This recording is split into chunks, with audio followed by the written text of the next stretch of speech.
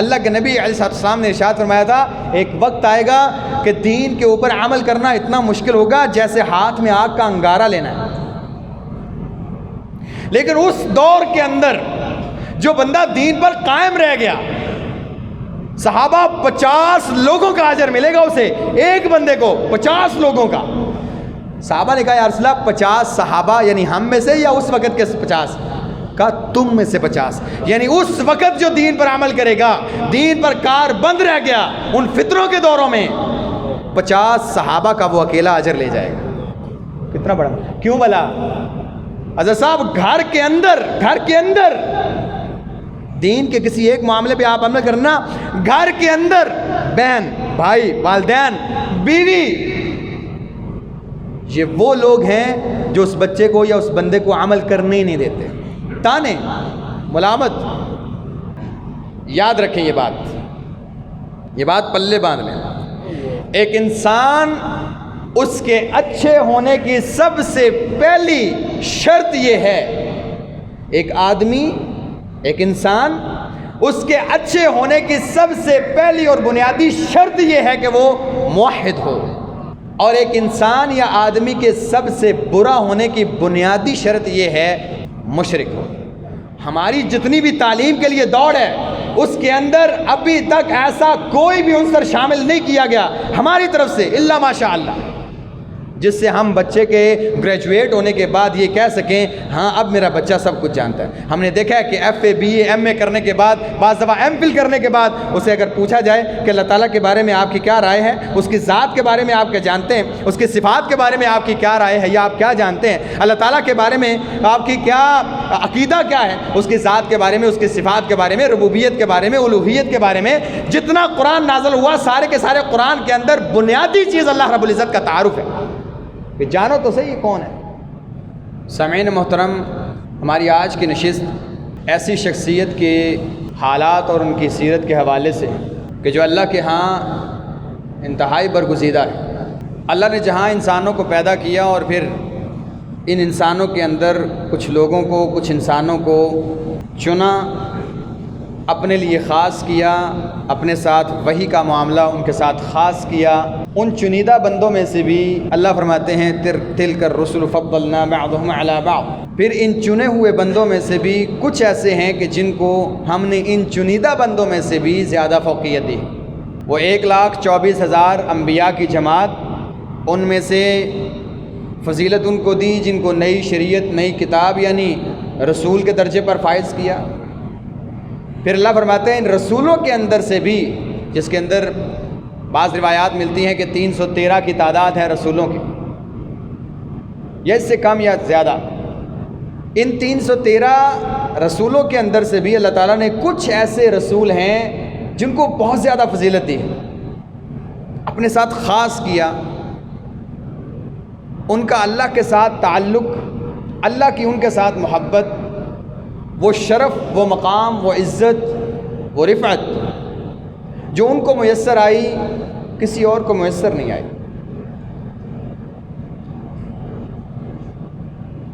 انہی برگزیدہ رسولوں میں سے ایک ابراہیم علیہ السلام ہے. اکثر و بیشتر آپ لوگ سنتے رہتے ہیں موقع کی مناسبت کے اعتبار سے کہ جن دنوں میں ہم آج ہیں، ان دنوں کے اندر ابراہیم علیہ السلام کی ذات کو، آپ کی سیرت کو، آپ کی سنت کو اجاگر کیا جاتا ہے، زندہ کیا جاتا ہے. تو ضرورت اس امر کی ہے کہ ایک انسان کو اس بات کا ادراک بھی ہو، علم بھی ہو کہ وہ ہستیاں کس طرح کی تھیں. میں ساری چیزوں کا احاطہ تو نہیں کر سکتا، نہ ہی میں ان کے شمائل کے بارے میں گفتگو کروں گا، لیکن یہ بات کسی بھی مسلمان کو ماننی پڑے گی کہ اللہ کے نبی علیہ السلام کو جتنی تاکید کے ساتھ ابراہیم علیہ السلام کی پیروی کرنے کا حکم دیا گیا ہے، یہ اس بات کی طرف اشارہ ہے کہ ابراہیم علیہ السلام کا اللہ کے ہاں مقام کیا ہے.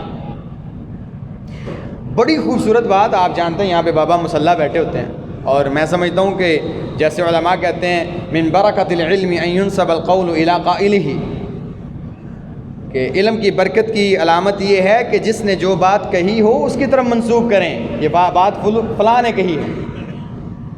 انہوں نے ایک بات مجھے کہ ہم نیچے بیٹھے ہوئے تھے، ترجمہ کلاس پڑھ رہے تھے، انہوں نے بڑی خوبصورت بات کی. انہوں نے لکھا ہوا تھا، میں نے کہا مجھے پرچی دے دے. کہتے میں نے لکھا ہوا ہے. میں نے کہا مجھے تصویر بنانے دیں. میرے ساتھ دوست تھا، میں نے کہا اس کی تصویر بنا کے مجھے بھیج دیجیے. مجھے اس نے بھیجی نہیں ہے، لیکن بات انتہائی خوبصورت تھی. وہ کہتے ہیں ابراہیم علیہ السلام کا جو تذکرہ اللہ تعالیٰ نے زندہ رکھا ہے وہ ایویں نہیں ہے.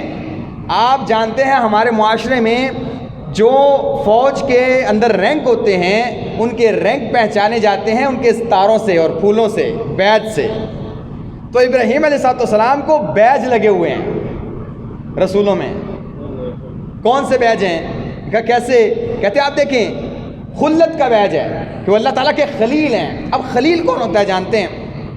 اللہ تعالیٰ فرماتے ہیں ہم نے ابراہیم علیہ السلام کو اپنا خلیل بنایا ہے. ایک ابراہیم ہے اور ایک اللہ کے نبی علیہ السلام. یہ دو خلت کے درجے پر فائد ہیں. محبت کے جتنے بھی درجات بنائے جاتے ہیں اس کی تقسیم کر کے محبت کے جو درجات بنائے جاتے ہیں کہ یہ میرے نزدیک محبوب ہے، اس کے بعد اونچا اونچا ہوتے ہوتے محبت کا سب سے بلند ترین درجہ وہ خلت ہے جسے خلیل کہتے ہیں. اس لیے اللہ کے نبی علیہ السلام نے ارشاد فرمایا کہ دنیا میں مجھے کسی کو خلیل بنانا ہوتا تو محبت کے بلند درجے پر کسی کو فائز کرتا تو ابو بکر اس قابل تھا کہ میں اسے اپنا خلیل بناتا. لیکن چونکہ محبت کے اس درجے پر صرف ایک ہی بندہ ہو سکتا ہے تو اللہ تعالیٰ نے چونکہ یعنی وہ محبت کا درجہ اس میں ایک ہی شخصیت ہو سکتی ہے، ایک ہی ذات ہو سکتی ہے، اس کے علاوہ کسی اور کو بنا نہیں سکتے. تو میں نے محبت کے درجے پر جس کو رکھا ہے کیونکہ میرے اللہ نے مجھے اپنا خلیل چن لیا ہے، اب وہ درجہ پورا ہو چکا ہے، اب وہاں پہ آ کوئی نہیں سکتا. ہاں اس کے نیچے کے درجات میں سب سے بلند درجہ ابو بکر کا ہے. تو آپ اس سے اندازہ لگائیں کہ محبت کا جو سب سے بلند درجہ ہوتا ہے خلت، خلیل ہونا، اللہ تعالیٰ نے ابراہیم علیہ السلام کو اپنا خلیل بنایا. محبت کے اس بلند درجے پر فائز ہونا. تو یہ ایک پھول لگا ہوا ہے. نمبر 2، اللہ تعالیٰ نے اس قیامت تک کے لیے رہنے والی دنیا جو ہے، اس دنیا کے لیے جس سنت کو برقرار رکھا وہ ابراہیم علیہ السلام کی سنت ہے. یہ سنت ابراہیمی جو آپ قربانی کرتے ہیں. دوسرا پھول یہ لگا ہوا ہے، یہ ان کے رینک میں اضافہ کرتا ہے. کمال کی بات ہے.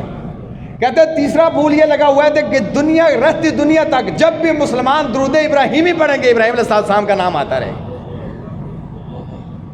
کمال ہے. کہتے ہیں ان کے پھول لگے ہوئے ہیں سینے پہ جو ان کے درجات کو بلند کرتے ہیں، یہ رینک میں اضافے کے. تو جس کے سینے پہ اتنے پھول اور چاند اور تارے لگے ہوں تو اس کو آپ دیکھیں فضیلت تو ملے گی. کمال کی بات ہے. واقعی یہ بات کہ ابراہیم علیہ السلام کے سینے پہ جتنے پھول لگے ہیں وہ درجات کے اور فضائل کے اور مناقب کے اور اللہ تعالیٰ کے ساتھ تعلق کے، بڑے کم انبیاء ایسے ہیں یا رسول ایسے ہیں جن کے ساتھ یہ تعلق ہے. اب کرنے کی بات یہ ہے کہ جہاں ہم ان 10 دنوں کے اندر ابراہیم علیہ السلام کی سنتوں کو بھی زندہ کرتے ہیں اور ابراہیم علیہ السلام کا نام بھی آتا ہے اور بچے اگر پوچھتے ہیں تو ہم ان کو بتاتے بھی ہیں، تو ان کی سیرت کے بارے میں لازمی امر ہے کہ ایک انسان اپنے بچوں کو آگاہ کرے. ہمیں پتہ ہونا چاہیے ابراہیم علیہ السلام کون. یہ خلت کا درجہ، یہ اللہ کے ساتھ مضبوط تعلق اور یہ اللہ تعالیٰ کے ساتھ اتنا قرب اور اتنی فضل اور اتنا مقام اور شرف یہ ہمیں نہیں ملا. اگر ابراہیم علیہ السلام کی زندگی کا آپ مطالعہ کرتے ہیں تو ایک تعلق اللہ اور ابراہیم علیہ السلام کے درمیان ہے جس کے اندر ابراہیم علیہ السلام نے خاندان نہیں دیکھا، اپنے نہیں دیکھے، پرائے نہیں دیکھے، نہ کوئی ملامت دیکھی، نہ کسی کی قوت دیکھی، نہ طاقت دیکھی، ٹکرا گئے. بس اس تعلق کے نزدیک جیسے ابراہیم نے اپنے درمیان اور اللہ کے درمیان کسی کو نہیں آنے دیا، اس لیے اللہ تعالیٰ نے آپ کو اس درجے پر فائز کیا جس کے آگے کوئی درجہ نہیں محبت کا. اس کی وجہ یہ تھی. ایک تو یہ آپ کی زندگی کا ایک پہلو یہ ہے، ایک پہلو آپ علیہ السلام کی زندگی کا باپ ہونے کی حیثیت سے، اور ایک پہلو آپ کی زندگی کا آپ کو نظر آتا ہے بیٹا ہونے کی حیثیت سے. تو ہم کوشش کریں گے کہ ان کا تھوڑا تھوڑا مطالعہ کیا جائے یا تھوڑی تھوڑی تذکرہ کیا جائے تاکہ ہمیں پتہ چلے کہ ابراہیم علیہ السلام کون تھے. تو اگر آپ دیکھتے ہیں تو اللہ تعالیٰ نے سورہ نحل میں جو آیت میں نے آپ کے سامنے پڑھی، اللہ تعالیٰ فرماتے ہیں ان ابراہیم کان امہ. ابراہیم وہ اکیلا شخص پوری امت تھا. چھوٹی سی بات نہیں، یہ اللہ فرما رہے ہیں میرا ابراہیم اکیلا بندہ نہیں تھا، وہ اکیلا ہو کے پوری امت جتنا کام کرنے والا، اس کی توحید، اس کی استقامت، اس کی مضبوطی، اس کے دلائل، اس کا اللہ کے لیے للہیت، اس کا اللہ کی طرف دعوت، تبلیغ، اس کا ڈٹے رہنا، جمے رہنا اور مقابلہ کرنا، پوری امت اتنا معاملہ نہیں کر سکتی جتنا اکیلا ابراہیم کرتا تھا۔ ابراہیم پوری امت تھا۔ اے نبی صلی اللہ علیہ وسلم، ابراہیم کی پیروی، ابراہیم کے دین کی طرف، ابراہیم کی سیرت کی طرف۔ تو ابراہیم کے ساتھ جتنا آپ کو جوڑا گیا ہے، کسی اور نبی کے ساتھ اتنا آپ کو منسوخ کر کے نہیں کہا گیا کہ آپ یہ کریں، آپ یہ ابراہیم کی طرح یہ کریں، ابراہیم کی طرح یہ کریں۔ خیر آپ کا ایک تعلق بھی تھا، یعنی آپ کا ددیال بنتا ہے، آپ ان کے نسب نامے سے ہیں، آپ ان کی نسل سے تھے۔ تو ابراہیم علیہ السلام کون تھے؟ امت تھے۔ اب دیکھیں آگے اللہ فرماتے ہیں قانتا للہ حنیفہ، مطیع فرما بردار، یک طرفہ موحد انسان تھا، مشرک نہیں تھا۔ اسی کو اللہ تعالیٰ دوسری جگہ فرماتے ہیں ما کان ابراہیم یہودیا ولا نصرانیا ولکن کان حنیفا مسلما، نہ یہودی تھے نہ۔ اچھا مزے کی بات آپ دیکھیں، آپ تاریخ کا مطالعہ کریں، سیرت کا مطالعہ کریں، یہودی کسی کو اپنی خاطر میں نہیں لاتے، صرف ان پہ جن کو عزیر علیہ السلام کو مانتے ہیں، باقی انبیاء کے بارے میں ان کی کیا رائے ہے آپ جانتے ہیں۔ عیسائی عیسیٰ علیہ السلام کے علاوہ کسی اور کو اتنا خاطر میں نہیں لاتے۔ مشرکین مکہ آپ حساب لگا لیں کہ جو کسی نبی کو خاطر میں نہیں لاتے تھے، ان کی ذہنی سطح یہ تھی۔ مزے کی بات یہ ہے ان تینوں بڑے بڑے گروہ جو جماعتی طور پر، نظریاتی طور پر، افکار کے لحاظ سے، عقائد کے لحاظ سے بالکل مختلف ہیں اور متعصب ہیں، ابراہیم کے بارے میں تمام کی رائے یہ تھی کہ یہ ہمارے پیشوا ہیں۔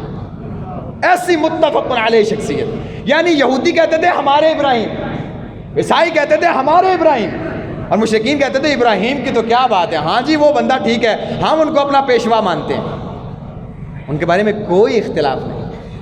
ایسی متفق علیہ شخصیت، حالانکہ آپ جانتے ہیں ابراہیم پہلے تھے اور یہودی اور عیسائی تو بعد کی پیداوار ہیں۔ اللہ تعالیٰ نے بھی اس بات کی طرف اشارہ کیا کہ تورات اور انجیل نازل ہوئی بعد میں، ابراہیم پہلے کے، تم کہتے ہو یہودی تھے، عیسائی تھے، تمہاری عقل کام نہیں کرتی۔ ایسی متفق علیہ شخصیت کون تھے؟ موحد تھے، مشرک نہیں تھے۔ اچھا ایک اور اللہ تعالیٰ نے یہاں پہ ان کی صفت کا ذکر کیا ہے۔ اللہ فرماتے ہیں شاکرا لانعمہ، ابراہیم اس کی صفت ایک یہ تھی کہ ہمیشہ اللہ کی نعمتوں کا شکر کیا کرتا تھا، کفران نعمت نہیں کرتا تھا ابراہیم۔ میں نے اس پر جو بھی نعمت کی نا، ابراہیم نے پلٹ کے شکر ہی کیا ہے، کفر نہیں کیا۔ اس کا تعلق توحید کے ساتھ ہے۔ اب ابراہیم علیہ السلام کا اللہ کے ساتھ کیا تعلق ہے؟ یاد رکھیں یہ بات پلے باندھ لیں۔ ایک انسان، اس کے اچھے ہونے کی سب سے پہلی شرط یہ ہے، ایک آدمی، ایک انسان، اس کے اچھے ہونے کی سب سے پہلی اور بنیادی شرط یہ ہے کہ وہ موحد ہو، اور ایک انسان یا آدمی کے سب سے برا ہونے کی بنیادی شرط یہ ہے مشرک ہو۔ یاد رکھنا، ایک آدمی مشرک ہے، کائنات کی اچھائیاں اکٹھی کر کے اس کے اندر ڈال لیں، وہ اچھا نہیں ہے۔ مشرک ہے، پلید ہے، نجس ہے، بدتمیز ہے، بد اخلاق ہے، برا انسان ہے۔ اللہ تعالیٰ نے ابراہیم علیہ السلام کی استقامت کے تذکرے بعد میں کیے، یہ شکر کا تذکرہ بھی بعد میں کیا ہے۔ اللہ تعالیٰ نے فرمایا اس کی بنیادی وجہ یہ تھی موحد تھا۔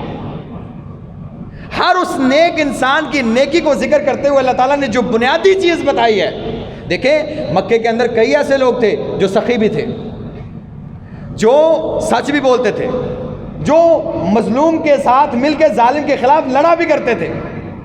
ایسے لوگ تھے جن کو وراثت میں سخاوت ملی تھی، ایسے لوگ تھے جو ابو الحکم کے نام سے جانے جاتے تھے، اور ان کے اندر اتنی زیادہ اللہ تعالیٰ نے ذہانت اور فطانت رکھی تھی، اتنے زیرک انسان تھے کہ ایسا کمال کا فیصلہ کرتے تھے کہ لوگ حیران رہ جاتے تھے، ششدر رہ جاتے تھے۔ لیکن اتنی اچھائیاں اکٹھی ہو جانے کے بعد اسلام نے جو ٹائٹل ان کو دیا ہے وہ ابو جہل کا ہے۔ کیوں؟ بنیادی شرط ہی غائب ہے اچھا ہونے کی. وہ کیا ہے؟ موحد ہونا.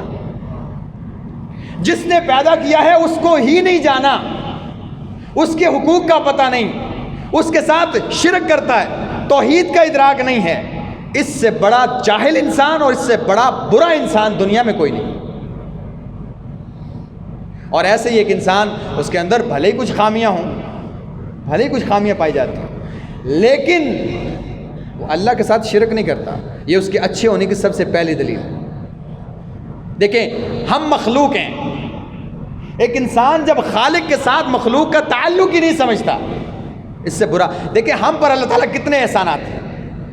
آپ کہتے ہیں ایک انسان والدین کا نافرمان ہو جائے برا انسان ہے، باہر اس کے بڑے فیملی فرینڈ ہیں جی، بڑے اس کی آپ فیس بک کی آئی ڈی چیک کریں، ٹویٹر کی آئی ڈی چیک کریں، اس کے انسٹاگرام بڑے دوست ہیں جی، لوگوں کے ساتھ ہنس کے ملتا ہے. آپ کہتے ہیں والدین کے ساتھ اس سے اچھا سلوک نہیں. آپ کہتے ہیں برا انسان ہے جی. اور باہر کیا کرنا ہے؟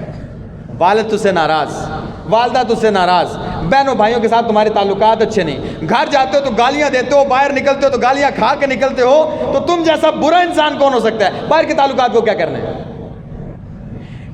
وہ اللہ جس نے بن مانگے آپ کو ڈھیروں کچھ دیا.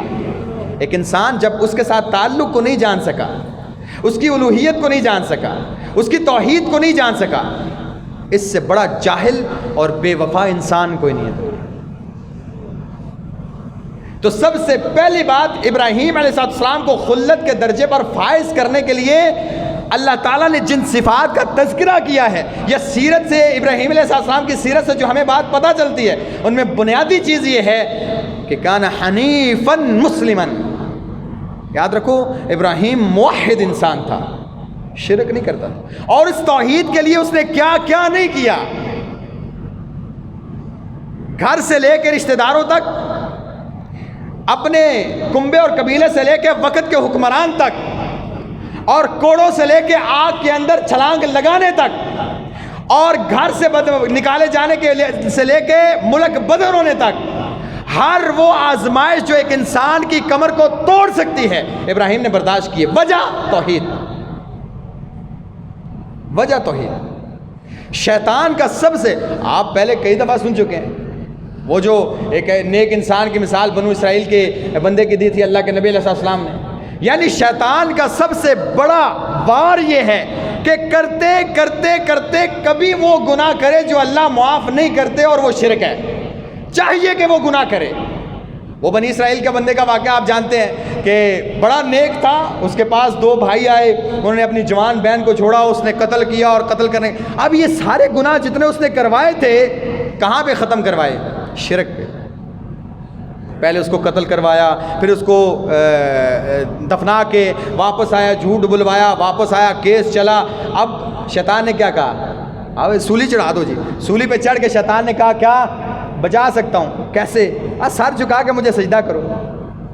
اس نے سر جھکایا، کہا اب کاٹو، اب میرا کام پورا ہوا.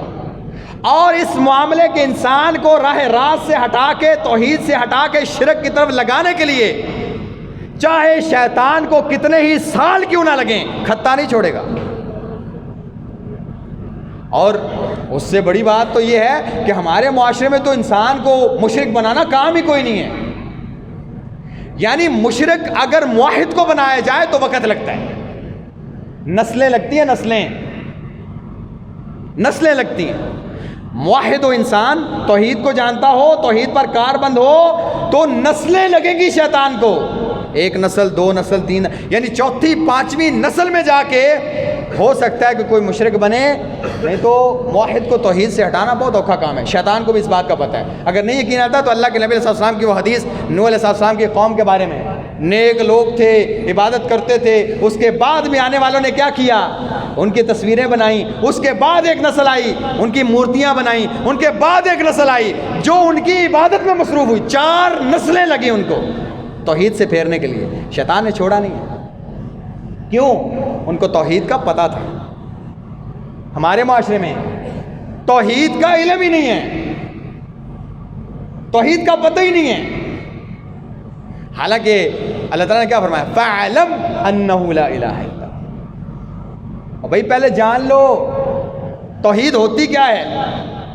یہ توحید کا معنی کیا ہے، مفہوم کیا ہے، اس کا علم کیا ہے؟ اللہ تعالیٰ فرماتے ہیں وہ آپ نے پڑھا نا قرآن میں، اللہ تعالیٰ فرماتے ہیں هل يستوي الذين يعلمون والذين لا يعلمون، کیا تمہیں پتہ ہے کیا یہ جاننے والے نہ جاننے والے برابر ہو سکتے ہیں؟ یہاں پہ جاننے اور نہ جاننے والے کون ہیں؟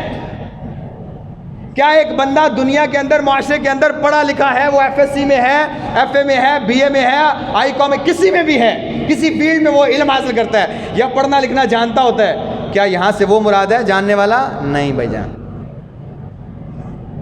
یہاں سے وہ مراد نہیں، یہاں سے وہ انسان مراد ہے کہ جس انسان کو اللہ رب العزت کے حقوق کا ادراک ہو، جسے پتہ ہو مجھے پیدا کس نے کیا ہے، مجھ پر اس کے کیا حقوق ہیں، میں نے کیا کیا کام اس کے لیے کرنے ہیں، کون سے کام کروں گا تو میں تباہ ہو جاؤں گا۔ جس بندے کو یہ اس بات کا ادراک ہو گیا کہ میں یہ کام کروں گا تو کامیاب ہو جاؤں گا، یہ کام کروں گا تو میں ناکام ہو جاؤں گا، دنیا میں بھی آخرت میں بھی، جان لو کہ وہ اسی صف میں کھڑا ہے جن کے بارے میں اللہ تعالیٰ نے فرمایا یہ جاننے والے ہیں، یہ عالم لوگ ہیں، چاہے اسے لکھنا پڑھنا آتا ہے یا نہیں آتا۔ دنیا والے کچھ بھی کہتے ہیں، دنیا والے کچھ بھی کہتے ہیں، ہماری جتنی بھی تعلیم کے لیے دوڑ ہے اس کے اندر ابھی تک ایسا کوئی بھی عنصر شامل نہیں کیا گیا ہماری طرف سے الا ماشاء اللہ، جس سے ہم بچے کے گریجویٹ ہونے کے بعد یہ کہہ سکیں ہاں اب میرا بچہ سب کچھ جانتا ہے۔ ہم نے دیکھا ہے کہ F A, B A, M A کرنے کے بعد، بعض دفعہ ایم فل کرنے کے بعد اسے اگر پوچھا جائے کہ اللہ تعالیٰ کے بارے میں آپ کی کیا رائے ہے، اس کی ذات کے بارے میں آپ کیا جانتے ہیں، اس کی صفات کے بارے میں آپ کی کیا رائے ہے یا آپ کیا جانتے ہیں، اللہ تعالیٰ کے بارے میں آپ کی کیا عقیدہ کیا ہے، اس کی ذات کے بارے میں، اس کی صفات کے بارے میں، ربوبیت کے بارے میں، الوہیت کے بارے میں، جتنا قرآن نازل ہوا سارے کے سارے قرآن کے اندر بنیادی چیز اللہ رب العزت کا تعارف ہے کہ جانو تو صحیح یہ کون ہے۔ تو کتنی پرسنٹ اس کے پاس علم ہوتا ہے؟ 5%، 10%، کتنا؟ وہ کون سا علم جو اس نے کتابوں سے سیکھا ہے؟ 2 نمبر کا سوال آتا تھا، اس نے یاد کر لیا، پیپر میں کچھ سوال یہاں پہ رہ گئے، یا اس نے کبھی کبھی مسجد آیا، کچھ باتیں سنی اور معاشرے کی نظر، معاشرے کے اندر پھیلا جانے والا معاملہ وہ اسے پتا ہو گیا، اس کے علاوہ اس نے کبھی اللہ کو جاننے کی کوشش نہیں۔ ایسا انسان جاہل ہے۔ تو ابراہیم علیہ السلام کی سب سے بنیادی صفت توحید۔ ہمارے کالجوں میں، یونیورسٹیوں میں لکھا ہوتا ہے طلب العلم فریضۃ علی کل مسلم و مسلمہ، ہر ایک بچہ جانتا ہے علم حاصل کرنا ہر مسلمان مرد اور عورت پر فرض ہے۔ لیکن آپ نے کبھی کسی سے پوچھا یہ کون سا علم ہے جو سیکھنا فرض ہے؟ کیونکہ فرض کی تعریف یہ ہے آپ کریں گے تو آپ کو ثواب ہوگا، نہیں کریں گے تو آپ کو گناہ ہوگا۔ تو کون سا علم ہے جو آپ نہیں سیکھیں گے تو گناہ ہوگا؟ لکھا ہوا تو سائنس کی اکیڈمی میں بھی ہوتا ہے، حالانکہ وہاں پہ اسلامیات پڑھائی نہیں جاتی، ٹیوشن صرف سائنس کی ہوتی ہے، لیکن انہوں نے بھی لکھا ہوتا ہے دیکھیں جی علم۔ اور علم کے اوپر بھاشن دینے والے پتہ لوگ کیا کہتے ہیں؟ کہتے ہیں اللہ تعالیٰ فرماتے ہیں اقرأ بسم ربک الذی خلق، دیکھیں پہلی نازل ہونے والی وہی تعلیم کے بارے میں۔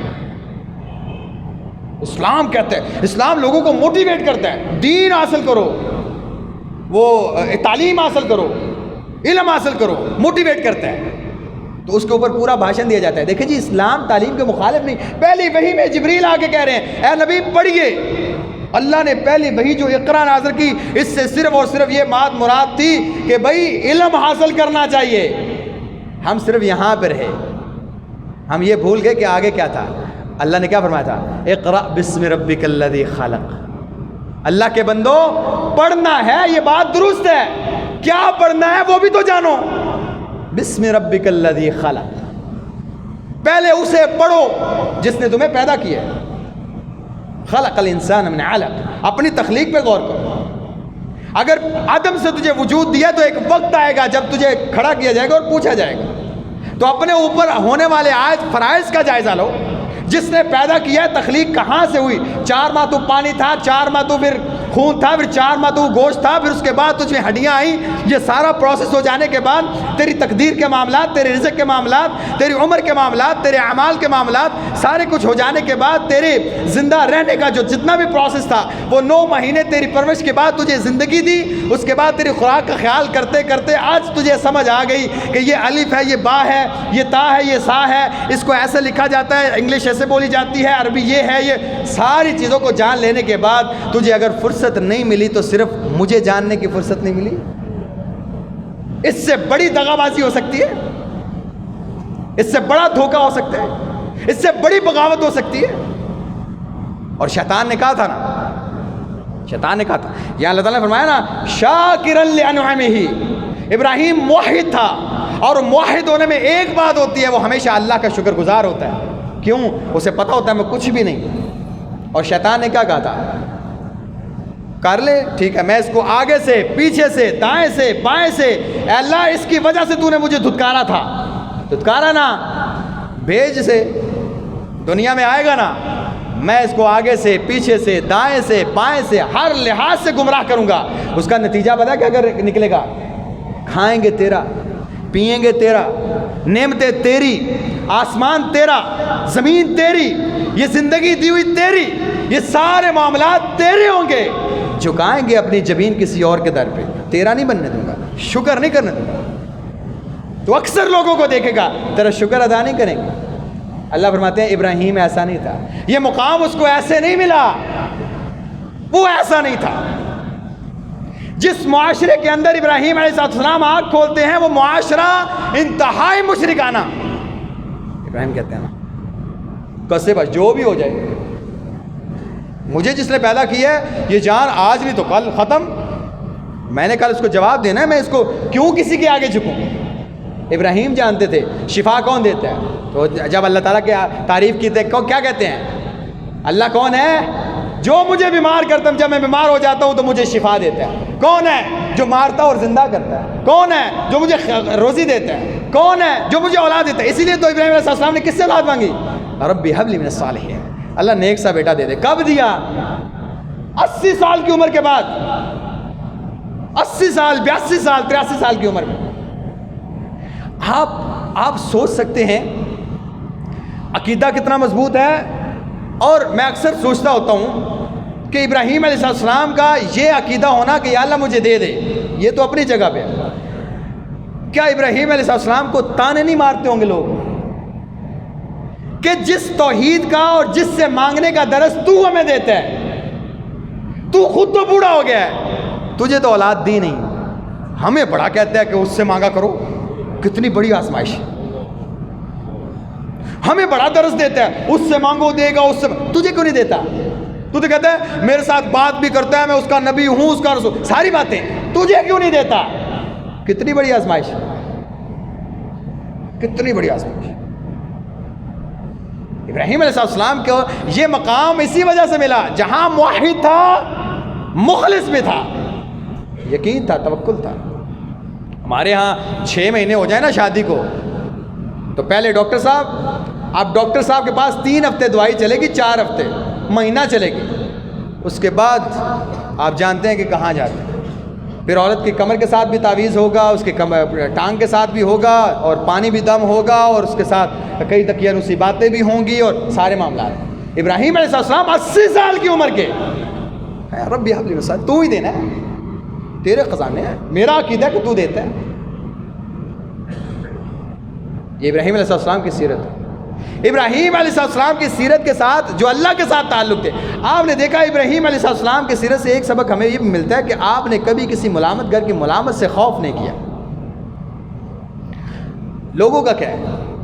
جتنے منہ اتنی باتیں، ان کے معیار بدلتے رہتے ہیں، ان کے کلمات بدلتے رہتے ہیں، ان کے جملے بدلتے رہتے ہیں۔ لوگوں کا کیا ہے؟ لوگوں کا کام ہے کہنا، ہمارا کام ہے جو ہم پر فریضہ عائد ہوتا ہے وہ کرنا۔ کیا آپ نے محسوس کیا کہ ہم کو اس معاشرے میں وہی حدیث صادق آتی ہے؟ اللہ کے نبی علیہ السلام نے ارشاد فرمایا تھا ایک وقت آئے گا کہ دین کے اوپر عمل کرنا اتنا مشکل ہوگا جیسے ہاتھ میں آگ کا انگارہ لینا ہے۔ لیکن اس دور کے اندر جو بندہ دین پر قائم رہ گیا، صحابہ 50 لوگوں کا اجر ملے گا اسے، ایک بندے کو 50 لوگوں کا۔ صحابہ نے کہا یا رسول اللہ 50 صحابہ یعنی ہم میں سے یا اس وقت کے 50؟ کہا تم میں سے 50، یعنی اس وقت جو دین پر عمل کرے گا، دین پر کار بند رہ گیا ان فتنوں کے دوروں میں، 50 صحابہ کا وہ اکیلا اجر لے جائے گا۔ کتنا بڑا، کیوں بلا حضرت صاحب گھر کے اندر دین کے کسی ایک معاملے پہ آپ عمل کرنا، گھر کے اندر بہن، بھائی، والدین، بیوی، یہ وہ لوگ ہیں جو اس بچے کو یا اس بندے کو عمل کرنے ہی نہیں دیتے۔ تانے, ملامت. یہ کیا, اب یہ کیا کر لیا, لو جی اے نواں کام کر لیا. وہاں سے باہر نکلتے تک گلی کے اندر 6 گھریں ہیں, 6 گھروں سے نکلنے والے 6 افراد دن میں 600 بار تانے مارتے ہیں. وہاں سے جہاں جاب کرنے جاتا ہے وہاں جاب کرتے ہوئے 600 افراد کام کرتے ہیں. وہ دن میں 10-10 دفعہ بھی تانے ماریں, 6000 دفعہ وہ تانے سنتا ہے. واپس آتا ہے ٹوٹا ہوا, تھکا ہوا, کیا کر رہا ہے؟ بھائی اللہ نے حکم دیا, میں ایک کام کر رہا ہوں. معاشرے والے جینے نہیں دیتے, ملامت کرتے ہیں. اس کے اندر کوئی بھی دین کا کام لے لو. ابراہیم علیہ السلام کو اس بات کا کوئی خوف نہیں تھا. بلاؤ جی, کس نے کیا جی, کس نے کیا جی, یہ بتوں کو کس نے توڑا جی. ایک بندہ سنا ہے کہ ابراہیم ابراہیم کہتے ہیں, بلاؤ جی, ہاں آپ نے کیا, بڑے سے پوچھو بھائی مجھ سے کیا کہتے ہو. سارا ٹبر, پوری برادری اور پورا کنبہ قبیلہ ایک طرف ہے. یہ نہیں ہے, کہیں گے یار تجھے پتہ نہیں چلتا, اچھا بھلا یار تیرے باپ کی کوئی عزت ہے, لوگ جانیں گے کیا کہیں گے, تیرے باپ کو کیا کہیں گے, تجھے کیا کہیں گے, باتیں سننے میں نہ. بڑے سے پوچھ لو, کہا وہ تو بات نہیں کرتے, سنتے نہیں. کہا پھر عبادت کیوں کرتے ہو ان کی, سنتے نہیں ہیں. ان سے پوچھو, بتا نہیں سکتے تمہیں, اپنا دفاع نہیں کر سکتے, کچھ بھی نہیں کر سکتے. ان کے سامنے اپنے گھٹنے کیوں ٹیکتے ہو, پاگل ہو, بے وقوف ہو, اس کو نکالو یہاں سے. باپ نے کہا چھوڑ دے, باز آ جائے گا. حد کیا تھا, آگ میں پھینکنا. کہا کہ حسبی اللہ لا الہ الا میرا اللہ میرے لیے کافی ہے. جاؤ, جان ہے, چلی جائے گی. ہمارے معاشرے کے اندر اگر توحید پر عمل کرتے ہوئے ہمیں 4 باتیں سننی پڑ جائیں, اللہ کی قسم ہم توحید سے انحراف کرنا گوارا کر لیتے ہیں, باتیں سننا گوارا نہیں کرتے. کہتے ہیں لوگ کہیں گے جی بابی ہو گیا ہے. آپ کو کس نے کہا کہ بابی ہو جاؤ؟ آپ ابراہیمی ہو جائیں بھائی جان. آپ اتنا نہیں کہہ سکتے کہ مجھے اللہ نے حکم دی ہے. میں کون سا کسی مولوی کے کہنے پر ہوا ہوں, یا کسی مسجد میں ابھی بیعت کر کے آیا ہوں کہ آج کے بعد میں وہابی ہوں. کہتا ہوں اللہ کی طرف آؤ بھائی. توحید سب سے بنیادی شرط ہے آپ کے نیک ہونے کی, آپ کے اچھا ہونے کی. آپ کے عقیدے میں اگر توحید نہیں ہے نا, اللہ کی قسم ساری کی ساری زندگی ضائع ہے, ساری کی ساری زندگی ضائع ہے. آپ جتنے بھی اچھے ہیں, جتنے بھی, پھر وہ بڑے بڑے اچھے لوگ تھے اور بڑے بڑے خوبصورت اور مالدار بھی تھے, جن کے بارے میں اللہ تعالیٰ فرماتے ہیں تبت یدا ابی لہب وتب ما اغنى عنہ مالہ وما کسب. نہ مال کام آئے گا, نہ اولادیں کام آئیں گی, نہ ان کی خوبصورتی کام آئے گی, کچھ بھی کام نہیں آئے گا. وجہ توحید. اس نے مجھے نہیں پہچانا, مجھے نہیں جانا. آپ بھی اپنے آپ سے یہ سوال کریں, بچوں سے یہ سوال کریں, آپ جانتے ہیں اللہ کدھر ہے؟ آپ جانتے ہیں اللہ تعالیٰ کی کرسی کتنی بڑی ہے؟ آپ جانتے ہیں عرش کس جگہ پر ہے؟ اللہ تعالیٰ نے قرآن کے اندر اپنے بارے میں, صفات کے بارے میں کیا ارشاد فرمایا ہے؟ بیٹا آپ جانتے ہیں رب کون ہوتا ہے؟ بیٹا آپ جانتے ہیں الہ کون ہوتا ہے؟ بیٹا آپ جانتے ہیں عبادت کس کی ہوتی ہے؟ کیا آپ جانتے ہیں کہ عبادت کی قسمیں کتنی ہیں؟ کیا شکر عبادت نہیں ہے؟ کیا توکل عبادت نہیں ہے؟ کیا دعا عبادت نہیں؟ ہم نے دعا کو ایسا کھنگالا, وہ وسیلے کا لفظ لے کے ہم نے وہاں وسیلے سے ذریعہ ثابت کرنے کے بعد آج اس سوشل میڈیا پہ آپ دیکھ سکتے ہیں لوگ ممبروں پر بیٹھ کے اتنی کھلے عام شرک بکتے ہیں اور کہتے ہیں اللہ کی قسم آپ غوث اعظم کو جب پکارتے ہیں آپ کا جملہ ابھی ختم نہیں ہوتا, وہ خود آ کے آپ کی مدد کرتے ہیں. ہمت ہے بھائی, ہمت ہے. اور ساتھ کہہ رہے ہوتے ہیں حضرت صاحب یہ شرک نہیں ہوتا. کیا ہوتا ہے؟ جانتے ہیں ہمیں یہ شرک کیوں نہیں لگتا؟ صرف اس لیے ہم لوگوں کو توحید کا پتہ ہی نہیں ہے. جس دن ہمیں توحید کی تعریف پتہ چلے گی نا, اللہ کی قسم میں نے یہ بات آزمائی ہے, میں نے آزمائی ہے. بڑی بات نہیں, صرف تحدیث نعمت کے لیے کہہ رہا ہوں تاکہ آپ کو پتہ چل جائے. کلاس میں بچے پڑھتے ہیں نا, تو کسی ٹائم توحید کا ٹاپک آتا ہے تو ہم توحید کو 2-3 لیکچرز میں توحید کی تعریف کو بیان کرنے کے بعد وہ سوال کرتے ہیں سر یہ جائز ہے؟ میں نے کہا بیٹا ایک دفعہ توحید کی تعریف آپ کو پتہ چل جائے. اللہ کی قسم پوری ذمہ داری سے کہہ رہا ہوں, اس توحید کی تعریف کو سمجھ لینے کے بعد وہ بچے خود کہہ رہے ہوتے ہیں سر پھر یہ بھی شرک نہیں ہوتا. وجہ کیا ہے؟ اسے پتہ چل گیا کہ توحید کیا ہے. اب تک وہ جن چیزوں کو شرک نہیں سمجھ رہا تھا اس کی سب سے بنیادی وجہ یہ تھی اسے توحید کا پتہ ہی نہیں تھا. جس دن آپ کو توحید کا پتہ چل گیا نا کہ توحید کی اقسام کیا ہیں، اللہ نے ان کے بارے میں کیا فرمایا ہے، کون کون سی چیز توحید کے زمرے میں آتی ہے، اللہ کی قسم آپ آنکھ بند کریں گے آپ کے ارد گرد آپ کو ہزاروں چیزیں ایسے نظر آئیں گی جو توحید کے مخالف ہیں۔ یہ جو آپ سمجھتے ہیں نا یہ بھی تعظیم کے لیے ہے، یہ بھی جائز ہے، نہیں، اس کے اندر یہ اس وجہ سے کہ آپ کو بیسیکلی توحید کا علم نہیں ہے، اللہ کا واسطہ ہے۔ ہم لوگوں کی پیدائش کا مقصد صرف اللہ کی عبادت ہے، اور وہ عبادت توحید کے عقیدے کے بغیر ممکن ہی نہیں، ممکن ہی نہیں ہے کہ آپ ایک اللہ کی طرف رجوع کریں توحید کو جانے کے بغیر۔ جب آپ اللہ کو جانیں گے آپ توحید کے اوپر کاربند ہوں گے، توحید کا علم آپ کو یا آپ کے بچوں کو ہوگا، پھر اس کی لذت ہی وکری ہو۔ پھر آپ نے دیکھا کہ صحابہ کی چربیوں سے کوئلے ٹھنڈے ہوئے تھے، ان کا عقیدہ ٹھنڈا نہیں ہوا تھا، کھالیں تو ادھیڑ لی گئی، دو دو ٹکڑے کر دیے گئے، توحید نہیں چھوڑی، توحید نہیں چھوڑی، کیونکہ ان کو پتہ تھا بھئی اس کے علاوہ چاری کوئی نہیں۔ اس لیے ایک انسان کو چاہیے، جہاں ہم ابراہیم علیہ السلام کی سنت کو یہاں زندہ کر رہے ہیں اور قربانی کے جانور چھری چلاتے ہوئے ہم ابراہیم علیہ السلام کی زندگی کا جائزہ لے رہے ہیں، وہاں ان کی سیرت کے اندر پہلے اور بنیادی عنصر کا تذکرہ ضروری ہے۔ بچوں کو بتائیں وہ موحد تھے، توحید اور موحد ہونے کا کیا مطلب ہے، اللہ تعالیٰ نے ان کی وجہ سے کیا ان کو مقام دیا، یہ اس بات کی ضرورت ہے کہ ہمیں اس بات کا ادراک ہو۔ اللہ تعالیٰ ہم سب کو زندگی اسلام والی اور توحید والی اور موت کامل ایمان والی عطا فرمائے۔ اقول قولی ھذا واستغفر اللہ لی ولکم ولسائر المسلمین من کل ذنب فاستغفروہ انہ غفور رحیم۔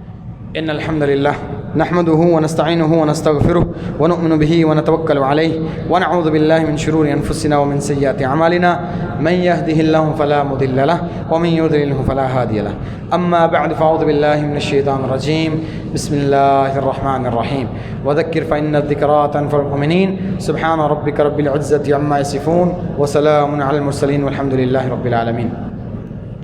احباب گرامی، اللہ کے نبی علیہ السلام نے ارشاد فرمایا کلکم راع وکلکم مسئول عن رعیتہ، تم میں سے ہر ایک بندہ ذمہ دار ہے، اپنی ذمہ داری کے بارے میں پوچھا جائے گا۔ ہم سب یہ سوچتے ہیں میرے مرنے کے بعد میرے بچوں یا میری اولاد کا کیا ہوگا، آپ نے کبھی یہ نہیں سوچا میرے مرنے کے بعد میرا کیا ہوگا؟